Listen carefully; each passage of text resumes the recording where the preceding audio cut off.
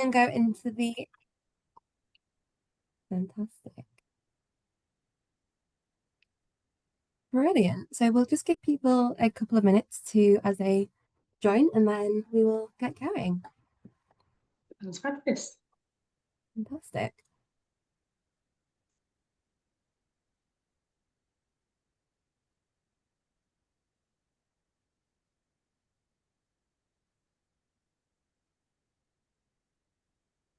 Brilliant.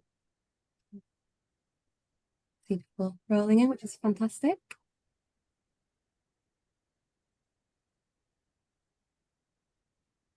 Brilliant. So what we'll do is just kick off, which is so a big thank you firstly to everyone for joining us today. For those of you who don't know me, I'm Lydia Griffin. I'm a senior research executive at Trinity McQueen and also a member of the AQR Sparks committee. We're a brand of the AQR, working closely with the AQR board, focusing on igniting and accelerating careers in qualitative research.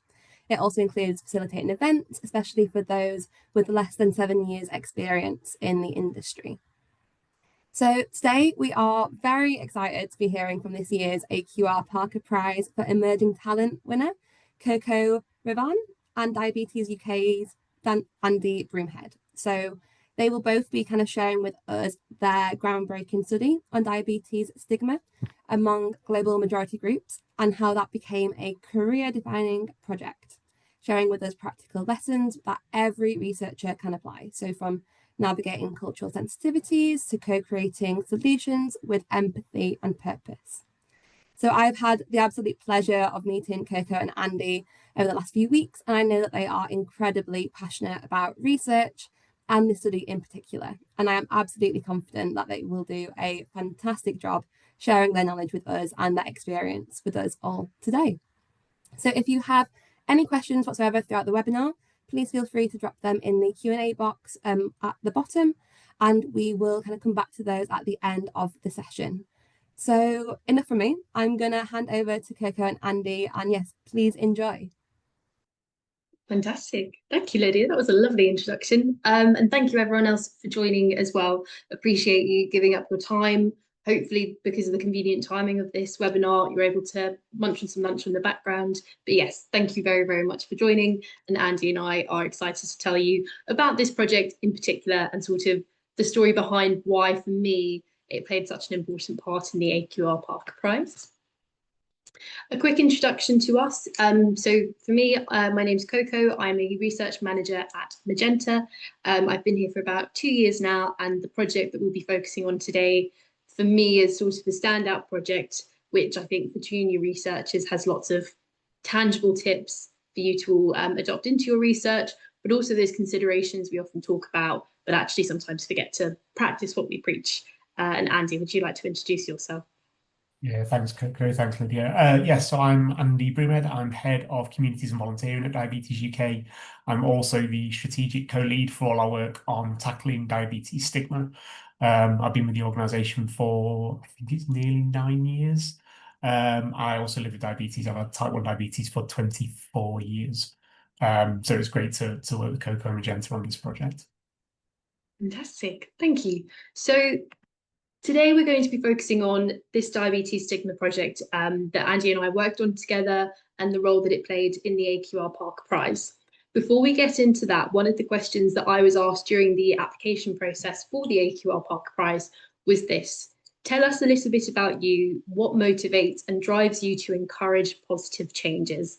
Now, Andy and I are going to be doing a lot of talking today, so I want to make sure other voices are heard in the conversation. So please do feel free to write into the chat your own answer to this question, I suppose, how you would approach this and what it is that motivates and drives you to encourage positive changes. It's going to be an uplifting session today. That is the theme that we're trying to champion. So it'd be fantastic to hear what those motivating and kind of encouraging factors are. So just while people are popping those into the chat, for me, when I was asked this question, it was a no-brainer. It was this diabetes stigma project that we're going to talk about today. And for me, it stood out for a lot of reasons, but in particular, because as researchers, sometimes having that opportunity to really work and get involved into a project that is all about encouraging positive change. Can be hugely motivational, but you also learn a lot from it, and it feels like that's where often you can get some of the most tangible tips and develop as a researcher. Andy, I'm not able to see the chat. Have you seen any motivating or driving responses come through? Cannot see anything in there so far, so I'm happy to vamp and very briefly talk about what my answer would be, if that's useful. Yes, please. Go ahead. And then actually there's a couple that have dropped in, so I will do mine very, very quickly. I think within this project particularly, it's obviously kind of one that's personally close to my heart. It's one that I've been working on in some way, shape or form for 4 years. And I think being able to see it kind of grow and understand the impact that stigma is having on people, and then kind of by extension being able to start to see how we can dismantle that, I think has been incredibly powerful. So yeah, I would say that's kind of the main one for me. We've had a few pop into the chat, so thank you. We've had one from Liz who says someone with type 1 diabetes, there's a need for a lot of education around the condition. She personally tries to evangelize it as much as possible. Excellent, Liz, welcome to the club. That is great to hear. What we're doing here, Astrid says any small change that can be at the origin, that I can be at the origin of, even for one person, is worth it and encourages me to do more. I think that's really, really positive as well. You know, kind of changes made by people that show up. I'll mess that up slightly, but that's the sentiment, isn't it? Alex, knowing that I'm driving impact for businesses and consumers with all the work I do. Leanne, it's just who I am. We should always want to make things the best that they can be. Rob, seeing the positive impact your change in actions can have on others. Rochelle, my child has a rare genetic condition and he inspires me every day to push for positive change and to be a voice for those who can't always speak for themselves. And Rahila, which I've possibly incorrectly pronounced, and apologies for that, says I'm a community insights manager and it's important for me to see lived experience translated to impact for my community. I think that's absolutely critical. Something that we talk about a lot at Diabetes UK is how do we be led by that lived experience, and that might be a perfect segue for Coco. I think that's brilliant. Thank you. I was hoping to just sprinkle a little bit of positivity at the start of the session, and that was much more than a sprinkle. So thank you very much, everyone, for your answers. So what is the project behind the Parker Prize win, and sort of what you're here to learn about? You can see on the screen a very flattering picture of me mid-gestures, Andy and I presenting this earlier this year at an MRS conference. This was us talking about this project. So this was diabetes stigma, and it was a follow-up to a project that we had run in 2023, looking at experiences of diabetes-related stigma generally, including some quant, which indicated actually there are certain global majority communities who are facing stigma at higher rates. So in particular, Black Caribbean, Black African and South Asian communities are often facing stigma, and it comes in several forms. It can be discriminatory comments, it can be myths and misconceptions. There's lots of different ways that they are experiencing stigma, but understanding what support is actually needed to help the people in those global majority communities when processing that stigma. So in terms of our research objectives, how does diabetes-related stigma affect South Asian, Black African and Black Caribbean people, including its origins, experiences and long-term impacts? So this was the question that Andy and I were facing and sort of really wanting to answer with this particular research. And Andy, would you like to explain kind of the importance for Diabetes UK? Sure, thanks. Okay. I think we've known for a really long time that stigma, or that kind of definition being harmful stereotypes and misconceptions, has a negative impact on people living with or at risk of diabetes. And we'd heard in the past that people had struggled with a lot of the comments or the attitudes that they had experienced. And those things had come up in conversation with, with charity, with us at events and workshops and other things that we'd been doing, even when the main kind of thrust of those conversations wasn't really about stigma. It was an issue that kind of threaded through everything. We'd also seen, if you kind of look at diabetes audit data, that people attending appointments had stagnated at a low level. Outcomes from care processes is generally not very good, although those numbers are starting to kind of tick up slightly, which is much more positive. And we really needed to better understand how stigma misconceptions were impacting people and where they were coming from, so we could start to make a much more targeted effort to tackle this problem. And we've done some initial research with Magenta back in 2023, and that showed that diabetes-related stigma was sort of fairly prevalent across the overwhelming majority of people living with the condition. But what it also showed was that there were very specific spikes and areas where people from global majority communities were often experiencing things much more frequently or much more intensely, as well as in quite different ways from the rest of the population. One of our commitments at the charity is looking at how we tackle inequity and health inequity, and we recognise that intersection was something that we really needed more focused research on, which is kind of why we came back to Magenta for this work. Fantastic, thank you.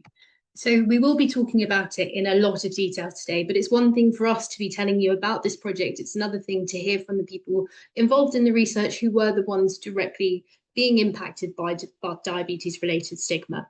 In particular, this quote in the bottom left-hand corner kind of, for us, really highlighted just how much people are experiencing stigma in these global majority communities and the extent of it. So it's very, very prevalent in our community, unfortunately. Here in the migration to the UK, not much has been done to be able to provide support for my community. And the reason for that is because of the fact that, one, we don't count, two, they don't have enough knowledge, and three, they don't really care to know. This was not a standalone story. We heard this quite often, the judgment coming from healthcare professionals, coming from work colleagues, coming from complete strangers on the bus. It was a very, very prevalent issue, and also an incredibly sensitive issue. So coming back to that original question I asked for all of you of what encourages or motivates you to drive positive change, I'm sure you can imagine seeing these quotes and reading them, hearing these stories from people on just their experiences with diabetes-related stigma, and truthfully how painful they've been and how common they are. It's often not something that's experienced once or twice in someone's life. It's continual. It can be quite aggressive as well. So really feeling inspired to actually try to make a change. And in terms of the impact for Diabetes UK, I will pass back over to Andy.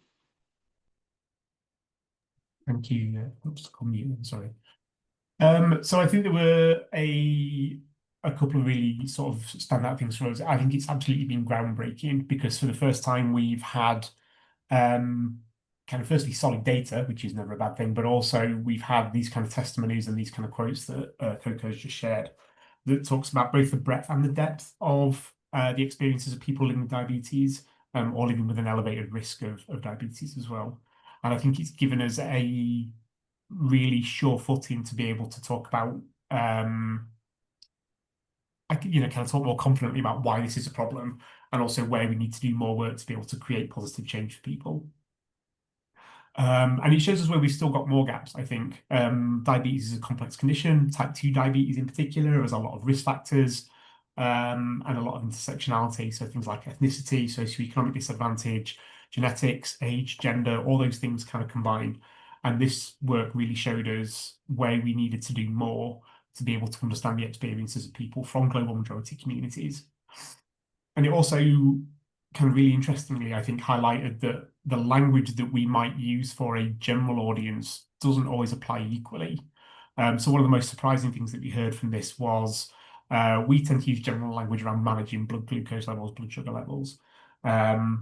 But that was perceived more negatively by respondents from Black African communities who preferred controlling blood glucose levels. And that's something that historically we've moved away from, generally expecting that managing doesn't necessarily imply as much overall kind of direct agency. But that was completely different. So I think it's really showed us that we can tailor what we're saying to certain communities to be able to get kind of more cut through with messages and support, which is really positive.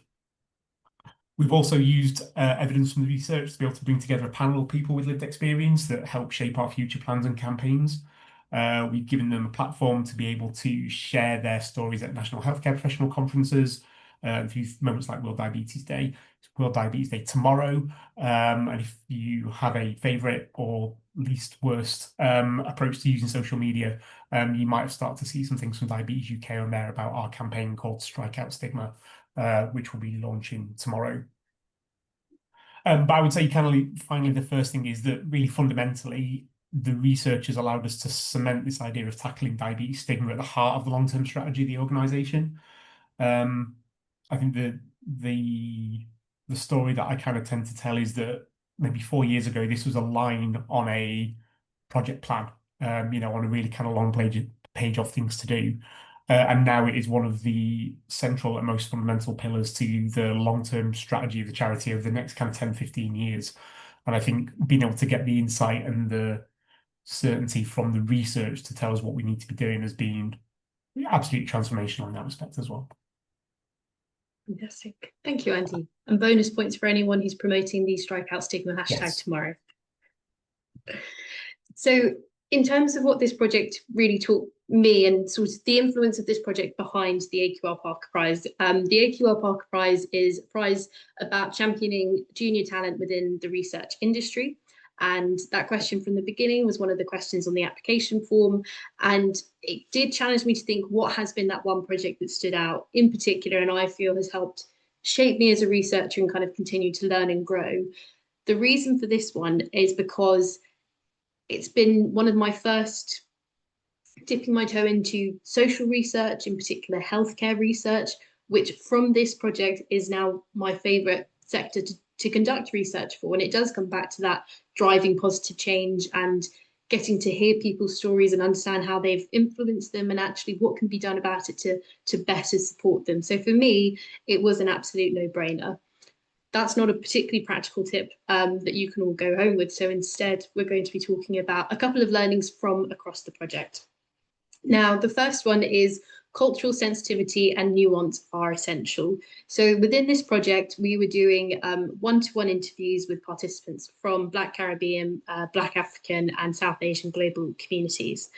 Now, identity was an enormous part of this research project and how people choose to self-identify and sort of what their culture and community means to them. When I say cultural nuances, I think sometimes this can be maybe forgotten about a little bit in research, but actually this project in particular showed me just how important it really is. One of the big misconceptions around diabetes-related stigma is sometimes a cultural belief that it's karma and it's punishment for behaviour, and actually people have brought it onto themselves. Now, in terms of the cultural sensitivity point, the majority of people who had that kind of experience of diabetes-related stigma were very comfortable saying how unhappy it made them. They felt that they were being blamed, they were being punished. It was a medical condition that they brought on themselves, and actually it's for bad behaviour. However, that is not true of everyone. I did speak to a participant who told me a story about how he was diagnosed with type 1 when he was about 4 or 5 years old. And he really struggled to understand what it means and to make sense of it. So his granddad sat him down and told him a story about how in a previous life he had worked in a sugar factory, and at the end of each day had put his finger into a pile of sugar and stolen some. And as a result, he was now having what he called karma in this life by having diabetes. When I asked him in terms of how that story made him feel, he loved it. He thought it was a really fantastic way of having it explained to him at a young age. It helped him process what diabetes could mean. And even though there was the use of the word karma, he himself found it really helpful. And actually, it's still how he likes to communicate the reason for his diabetes. So there are different cultural sensitivities to take into account. But actually, for him, it was a really helpful concept that helped him come to terms with diabetes and what it means at a younger age. So really, there is no one singular response to those cultural nuances, and researchers really do need to be aware of that going into global research to make sure that reactions are sensitive and tailored to each participant, because what could be a positive for one may be a negative for other and vice versa. So it's making sure to take that stance. The second key learning that really came out of this for me, and I think what has helped shape me as a researcher, is just how important language choices are. And I mean, is it a revolutionary tip? Not really. I think everyone is aware that you've got to be careful about your language choices and choose them very deliberately. But I do think it has been overcomplicated by researchers a little bit, and people can get so stuck into the details of it that you kind of lose sight of the bigger picture. When it comes to the more difficult topics, of which this was one, because we covered lots of quite intense themes. It was bullying and family relationships and sort of stigma, even abuse from whether it's friends, family, strangers, colleagues in the workplace. It was a heavy topic that we were talking about. And actually, something that we very deliberately built into our research materials was allowing participants the time at the beginning to really set the tone, but also to determine the language that they wanted us to use in our conversations. So for the first 5 to 10 minutes, we would be asking them questions about their identity, who they would choose to kind of define as their community, but also the language that they wanted us to use moving forward in the interviews. Now, identity, it is a complex topic. I did not expect some of the answers that came through. We had someone saying their preferred identity is Jamaican Londoner, and he was very specific. It's not a Jamaican Brit, it's a Jamaican Londoner, because London is its own country in itself in his mind. And so that was the language that we used throughout the rest of the interview. We had, it's always a little bit of a tongue twister, Camden-Donian. They felt that London as its own country was too big. They were Camden specifically. We had some people saying, actually, I don't really find myself affiliated with any particular country. I think probably being female is a bigger part of my identity. And we did have someone identify as a global citizen, which I thought was a really fabulous way of self-identifying. But really the magic of letting the participants choose the language that you're going to then be using throughout the rest of the interview, particularly for research on the more difficult topics, it helps them feel in control of the tone. And using that language, echoing it back to them throughout the rest of the interview, helped really to reduce that power imbalance that is there and kind of naturally occurs between moderator and participant, and made sure that the language we were using was really reflecting their personal preferences and taking that into consideration.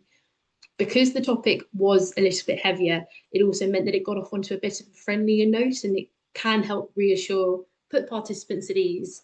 And so it was a tip told to me very early on in research in terms of echoing language back. I don't think I realised, though, just how important that tip is until this research, when it comes down to topics that are much more personal, that people are really having to kind of dig deep to open up on, actually just how much of a difference that can make and helping sure that people feel comfortable. Plus, by getting to ask those questions at the beginning and set the tone, I got to find out why the woman chose to identify as a global citizen, and she had fantastic stories, which I wouldn't have got to do if I just went by the way that she identified on her recruitment screener. So would absolutely recommend that. The third tip in terms of prioritising building participant rapport. So as researchers, we don't always have time in kind of busy project cycles, setting time aside to make sure that this is done. But on this project in particular, where there was that sensitivity around what was being discussed, this was essential. And what's key is that a lot of participants who have done previous research on the more difficult topics can often feel quite lacking in trust of researchers coming into these interviews. I've done these before, I've never found out where the findings go. Is this just going to replicate that experience? So there can be a certain wariness. So there is a responsibility on researchers to make sure that participant rapport actually has been built, and that there's that reassurance for participants taking part, that their answers do matter, that you really want to know what they are talking about, and that you're going to do something about it. It's not a conversation that's just going to happen between two strangers and then nothing ever comes from it. I think one of the most common ways researchers are often building participant rapport is through pre-tasks as a way of introduction and trying to kind of establish a level of comfortableness that way. We took the approach during this piece of fieldwork to do a post-task as well. And the reason we chose that is because this was a conversation, not a particularly long conversation, between two strangers about some very deeply personal experiences.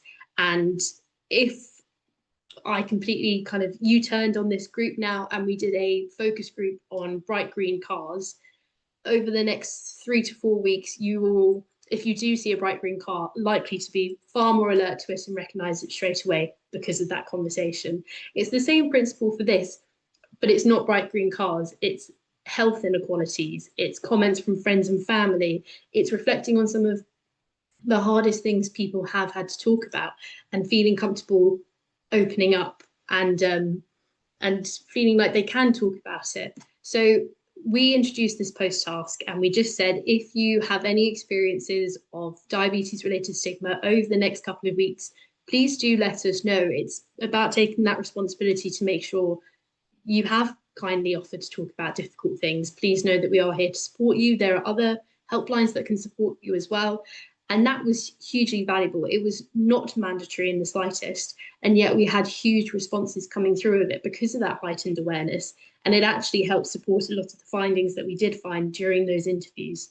So not only prioritising building participant rapport, thinking about how it can be done, not just necessarily a mandatory pre-task, but maybe kind of an optional post-task as well. Not being afraid to ask for help. Again, not a particularly revolutionary one, but really important. And from this project in particular, and other sensitive research or kind of research where there are cultural nuances, I think it's especially important. I grew up in Kingston my whole life, so I am by no means an expert on Rastafari religion, for example, which will shock nobody on the call, but it was a hugely important cultural factor that we did need to understand in this research. So our approach was, we worked with a cultural expert, and it wasn't just at the analysis stage or just to help with the research material writing. It was the whole way through, and it was making sure the language we used was correct, our approach to field work, and the analysis and reporting as well, making sure that those cultural factors are really well understood and that we can confidently understand their influence and their impact on the stigma-related experiences. And please do surround yourself with the right people when asking for help. Please don't use AI to do that for you, to understand those cultural nuances. And finally, challenging your own biases. So we do all have biases in research, and that is inevitable, but it's remembering to leave those at the door and kind of make sure that you are challenged in your own head. So this research, we heard about lots and lots of different stigma-related experiences. There was from a Black Caribbean respondent, she was saying that when she attended a wake, there was someone at the front serving food saying all the diabetics come to the front. For me, I think that would make me quite uncomfortable. For her, it did make her uncomfortable, but she admitted it made her laugh, maybe because she was uncomfortable, but in hindsight, she enjoyed it because she did get to have food quicker, and she thought, I'm not going to complain about it. So it's not assuming that just because it makes you feel one way, it's going to make someone else feel the similar way, or having those two feelings at once. Just making sure that you're not projecting how you would respond to something onto the participants. For me as a young researcher, that was a really valuable tip. Similarly, I spoke to a man who was having a hypo on a bus, which led to quite a nasty bullying incident. And when he was reflecting on how it actually made him feel, he was saying, no, for me, it was a really groundbreaking moment. It was a wake-up call, because up to that point, he would have been about 15. He hadn't really wanted to learn about managing diabetes. He wanted to be able to eat what his friends were eating and do what his friends were doing. And he said for him, it was a wake-up call, and it's now a story that he shares with his son as well. So it's challenging all of those various biases and making sure not to project your feelings onto others. And finally, I was kind of reflecting on how I thought could be a strong end to this, and I thought I would end on a very positive note, which we hopefully started with as well.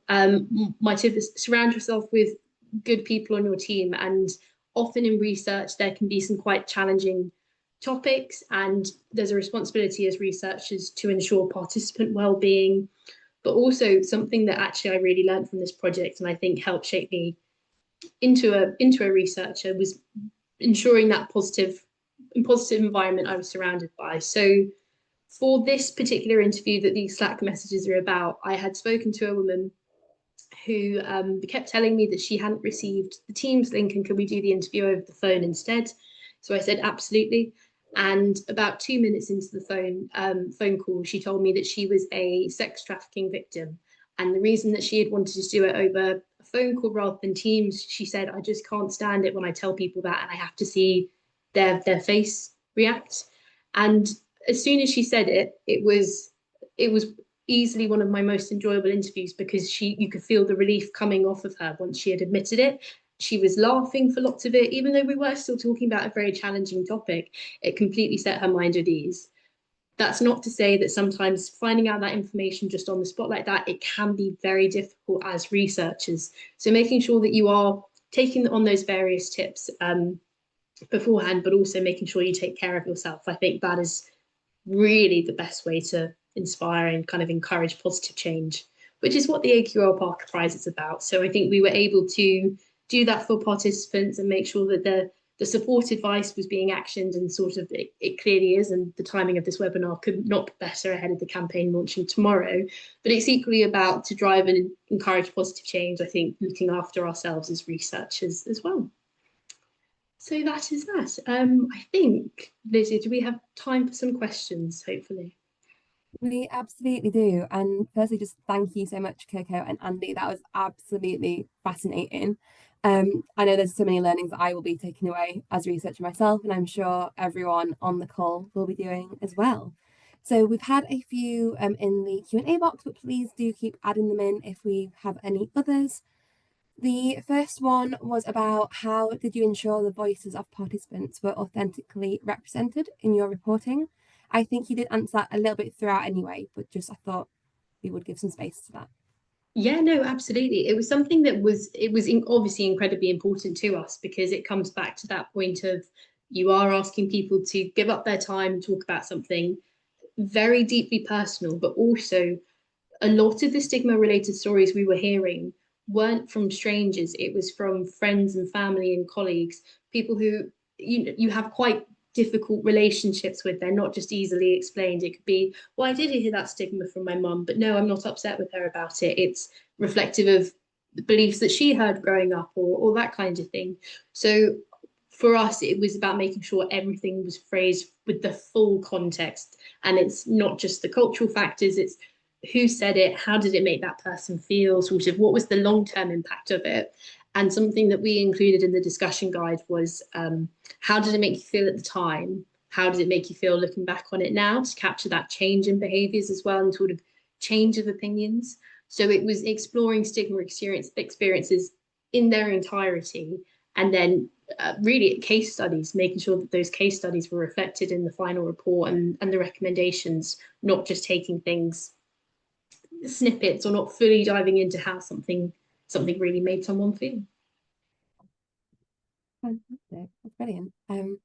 Another question that's come up is, what advice would you give to other researchers tackling topics like stigma and identity? I suppose the theme of this webinar is kind of, it's those tangible tips for researchers, and sort of what I think can be really helpful.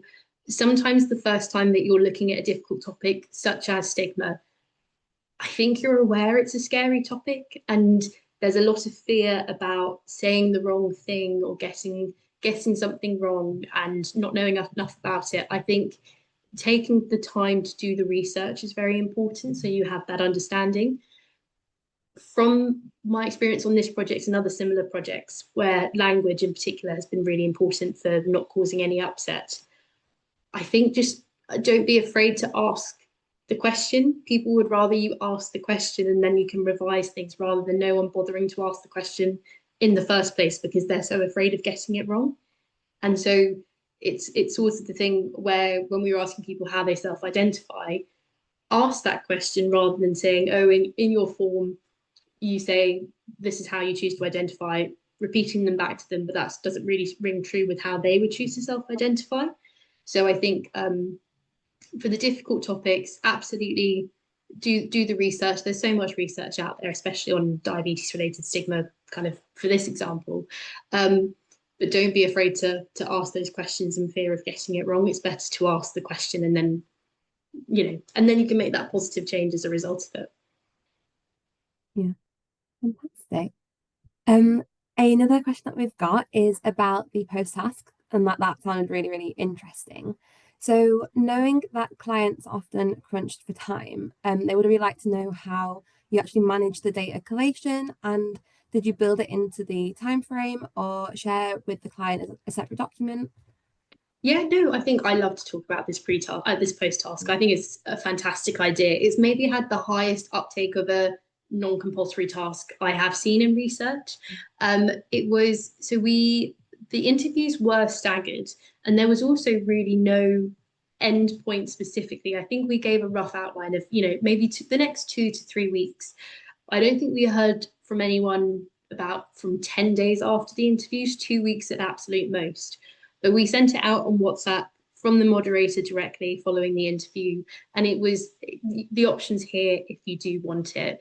So for the data collection, it was quite straightforward. It was more so people getting a feeling off their chest rather than, it didn't contradict any findings we'd had up until that point. It wasn't going against our recommendations. So it was supporting that, making sure that actually, no, this is still very much ringing true for this person's experiences, but balancing that with the responsibility of, you have just told us some very personal things to a total stranger. Let's make sure that you're okay, and that heightened awareness is supported.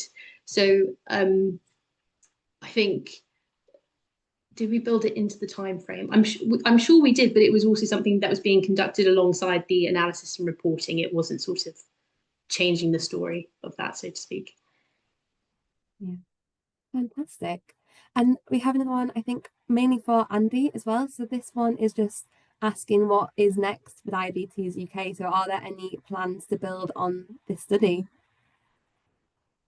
Yes, I think in terms of further research, I think we've always kind of got other areas that we would like to get more detail about. I think kind of one of the challenges for us has been that we've always had to go and secure external funding to be able to do this. It's hard for us to kind of budget that kind of far in advance, but yeah, there's always a list of things that we want to do.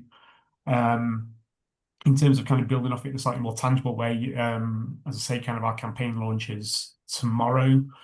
And I think what we're really hoping there is that we can start to see more from, I guess, kind of a community building element for us. So more people kind of wanting to join that, that kind of grassroots level idea around kind of change and being able to tackle stigma, being able to kind of advocate for themselves a little bit more. I think, we're talking about, maybe optimistically kind of generational level change when we kind of talk about breaking down, kind of stigma and misunderstanding for diabetes. So what we've really got to do in the short term is support people to feel more resilient, feel more confident in themselves, and be able to, as our chief exec calls it, calling people in rather than calling people out for it. And I think that's going to be really interesting for us. We saw a lot of positive steps around this time last year. I think we kind of feel that it's going to go the same again. But yeah, I think we'd always like to be able to do more research into, kind of specific areas around kind of workplace or actually talking to healthcare professionals about what this feels like from their point of view. We see a lot of that from people with diabetes talking about their experiences with healthcare professionals. What does that look like from a different perspective? And I think there's something that's really probably quite groundbreaking that we haven't got to yet, which is what is that general UK population sentiment around this? So what we've done so far is really focus on people with diabetes, people at risk of diabetes. We haven't just gone out and talked to the average person in the street about what their perception and what their experiences are. And I think that's going to be really important for us as we start to do that kind of societal level bit. Fantastic. Yeah, it sounds like it's been really impactful anyway, and then also helping to think about all those other things that you're wanting to do going forward. So that's fantastic. Another one in the Q&A box is just about how making sure that we look after ourselves when dealing with a really sensitive issue can definitely be a challenge. So what did you find was the best way to deal with that in this instance? Probably more like Coco. Andy, feel free to chime in, because I think hearing the findings as well, it's about, it is taking that time for yourself to process them. For me, particularly for junior researchers, I think it's learning to confide in the people in your support network. For me on this project, that was the people I work with, and admitting when interviews had been tough, when it had made me, feel slightly emotional, or you're kind of realizing the things that make you upset in the moment, particularly when you haven't researched that topic before. So making sure you take the time. Sorry, I'm about to have a coughing fit. Don't worry at all. I thought I was doing so well on no coughing this whole time. No, you are absolutely. It's that time of year as well. Things start to Time of year to take care of himself, so it's a very relevant time to cough. Um, no, sorry for that interruption. It was admitting when something has made you feel a certain way, and I think sometimes as simple as letting the people you know, people you work with know that you did have a tough interview, if that's all you want to do with it, and everyone has time to just pop someone a quick message, that is all you have to do. And that just lets people know that you are processing certain things in the background. Your energy might be lower, you might be slightly less positive, but also you're letting someone know about your well-being and they can keep an eye on you. So I think there are easy ways, quick ways as well, because sorry, I'm not sure who asked the question, but I'm completely with you. Having to really talk about how something had made me feel would be my worst nightmare. So just reaching out to the people you work with to let them know how you're feeling, the support is there, I think is a really good way of doing that.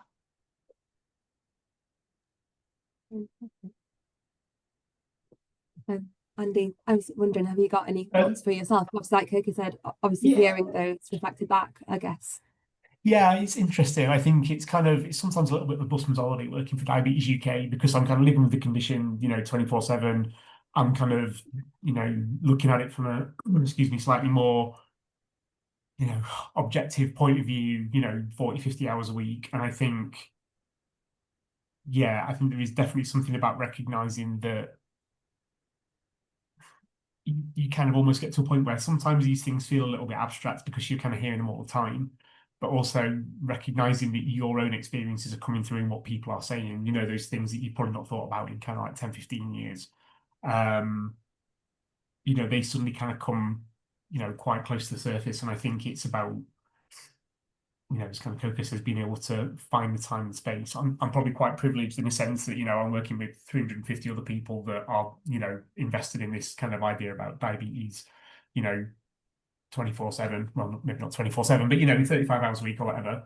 And I think I'm probably quite lucky that there's a implicit support network of people who just get it's difficult because we're looking at it from a kind of, campaign, research, lived experience, all those things are happening all the time. So I think there's an easier way through to kind of finding some of that time and space and a greater understanding that sometimes it's needed.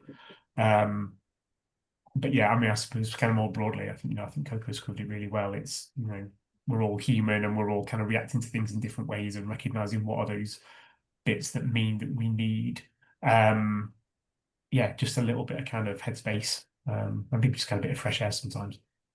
And I feel like just to add to that, it's quite helpful to sit with those feelings, particularly as researchers. If you're feeling that as the one asking the questions, it's you then think, so how are the people who I'm interviewing feeling about this, and kind of what will their experiences be like?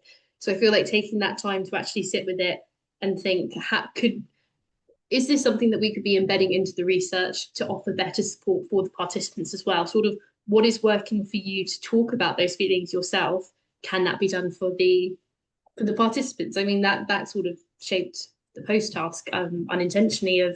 For me, it was I'm just going to reach out and let people know that I am feeling this way after a particularly tough day of interviews. By the way, participants, if you would like to reach out to me on WhatsApp because you're feeling a tough way as well, that channel is there. So I think there's also something to learn from what can work for researchers when talking about how it's making you feel, if that makes sense. It got a little waffly at the end. No, absolutely it does. And I think it's so important. And it's brilliant that you've both, like you said, having those networks around you as well and just being able to really lean on them is just fantastic. So I've got one last question, slightly selfishly from myself, but obviously because this is part of that helped you win the Parker Prize award, I was just wondering what do you think actually made this project stand out, especially to the AQR Parker Prize judges, and yeah, in all its glory. It was the one I couldn't stop talking about, to be completely honest with you. It was the first project that I had done that I really found that had kind of I had that response of research can make an enormous difference, and you can put lots of energy into designing the materials in the right way and making sure the participants are comfortable. And then once you've done all that field work, you can use that to really drive positive change. And I think the impact that it has had for Diabetes UK on stigma, for me, it's there's very few projects that compare to that feeling, because you feel really proud and you feel like you're investing your energy in the right ways. And when when you are doing that, I think it makes you a better researcher and it makes you learn more. So for me personally, I was given quite a lot of opportunities on this particular fieldwork project. It was leading interviews on a more sensitive topic, which I hadn't done loads of beforehand. I mean, quant development, I know, sorry, it's AQR, but there was some quant involved.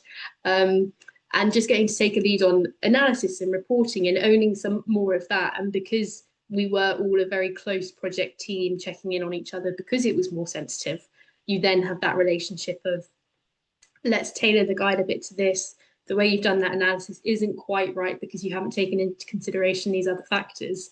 So it all sort of played into one really enjoyable, challenging, but enjoyable experience, which for me was the reason I couldn't stop talking about it during the AQR application. And sort of when the opportunity for this webinar came through, it was only ever going to be stigma, because it was the one that did shape me a lot. And, you know, the things I was saying earlier about language and how you treat participants and sort of how you approach analysis, all of those things combined, it was a very helpful project for me to work on, to help me grow as a researcher. Yeah, that's absolutely wonderful. And I think the passion and just from both of you talking us through that is so clear, and it's just brilliant. And we feel very grateful that you were able to share that with us today. So just a huge thank you from myself and AQR Sparks, especially. Just, yeah, thank you so much for bringing it to this platform. So yeah, we will make sure it's been recorded, so that will be online next week. But yeah, thank you so much, and I hope everyone has a lovely rest of your day. But yeah, huge thank you to Coco and Andy. Thank you so much. Thank you for letting us do it, and thank you everyone for joining.